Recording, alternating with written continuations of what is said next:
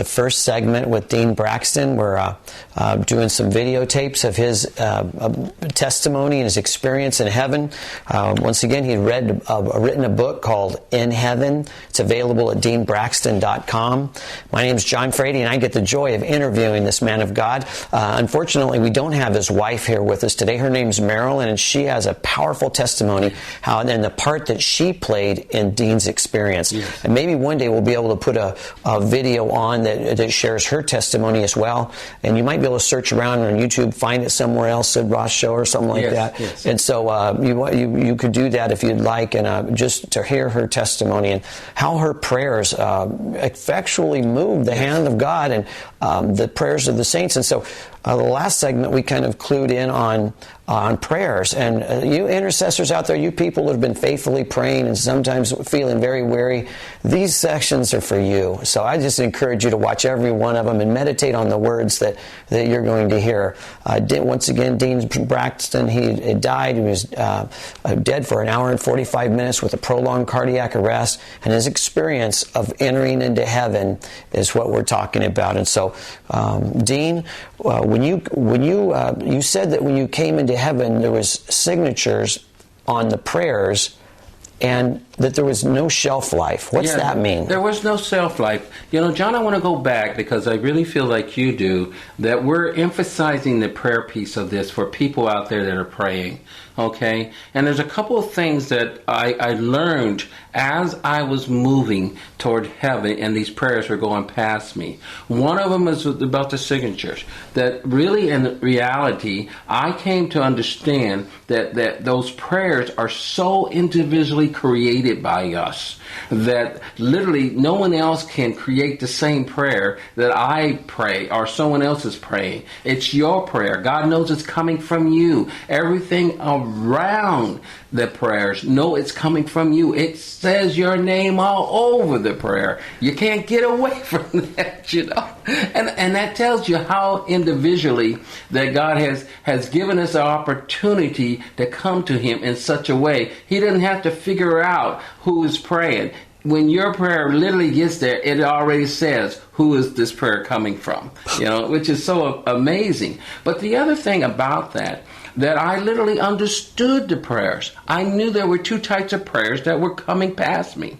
One of them fit within my belief system. And what I mean by that is I had a belief system around prayer, and this one fit within it. And it was the one that I know a lot of my friends, my wife, and a lot of us all kind of agree with. And that is, if you pray anything according to the will of God, that He hears you. And if He hears you, you have your request. The problem with us, most of us, is we don't know if it's really the will of God when we pray. You know, I tell people now, if you really want to know if it's the will of God, ask Him. He'll tell you. He wants you to know, you know, and that in itself, just then, what I just said, ask Him. We have those scriptures that said, ask, seek, and knock. So we know it's His will that we ask Him questions. So we can literally ask Him, Father, is this your will that I pray in this matter? And He will let us know, you know. It's like Jesus Christ said, you know, and I say this about my wife. You talked about her. What she did was pray in the will of God.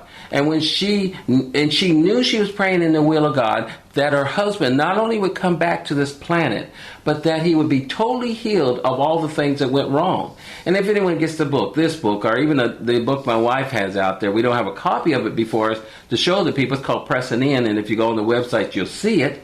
It literally says that when my wife prayed, she prayed in this manner: Our Father, who art in heaven, hallowed be thy name. Thy kingdom come, thy will be done on earth as it is in heaven. And it was the will of God at that moment that I would not stay there in heaven. Not that I'm not going back. I always tell people, John, and you've heard this before, I say I'm headed home. You know what I mean? My eyes are fixed on going home. I know what Paul felt like when he said, you know, I have a single-eyed thought of just going to be with Jesus and the Father. And even talking now, it is there. Okay? But the bottom line is that I understood these prayers that were coming past me.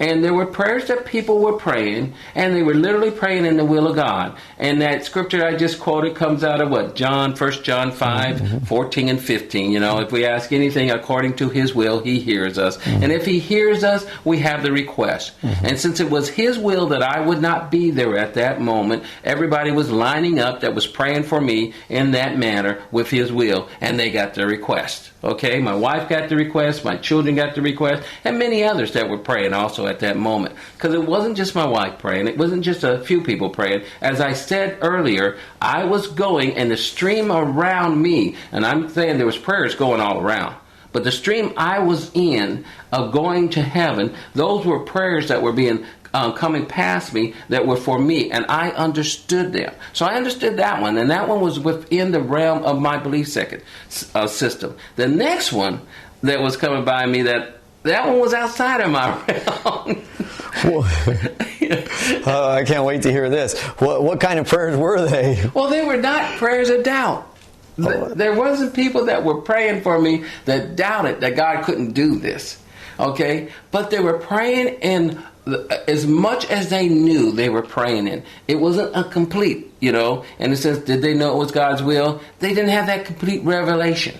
Do you understand what I mean? Yeah. Did they know this about prayer? It would do this. They didn't have that. Did they know? I mean, it was not a doubt prayer, but they were praying in what they knew.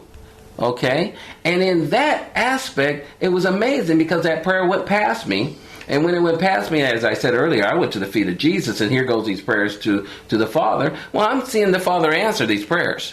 Okay, I'm literally experiencing, because it's about me, so I'm experiencing the prayers being answered. And I remember thinking, he acted like they knew everything. They were literally praying in as much knowledge as they had with a clean heart, because it all starts from the heart.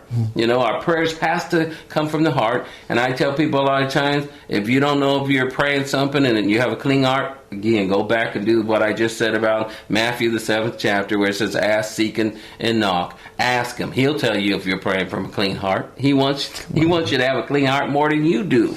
Okay? So they're praying these prayers for me, and they're coming from a pure heart, and he acts like they knew everything. Like they had so much knowledge on everything about what this prayer would happen. And scripturally, we talked about it just a few minutes ago, and you probably can help me more with the tag on it. I think it's in Ephesians, the 3rd or 4th chapter, where he said we ask. He does exceedingly above anything that we ask or we think. And I came to understand there are times when we may think we understand something, and we don't understand it to the fullness, but because our heart is pure before God, he acts like we know it all. Incredible. Probably the best example would be when children pray. Remember when your kids are small and they had a knowledge of God, but they didn't really know the Bible, the extent of the Bible, and they would pray for you? And I love the way they do it. They would come up, lay their hand on you, pray for you, and then go play. And God would honor it because their hearts were pure. Did they know the extent of what they were praying? No. Did they know what the impact was going to be? No. But because they had a pure heart, God acted as though they knew everything that they needed to know to get the results for that prayer.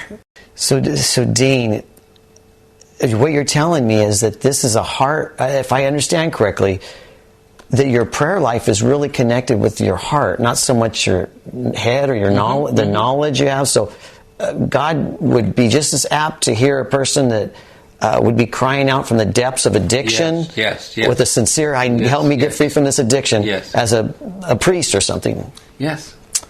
Amazing. So that means that we all have access to God. Yes.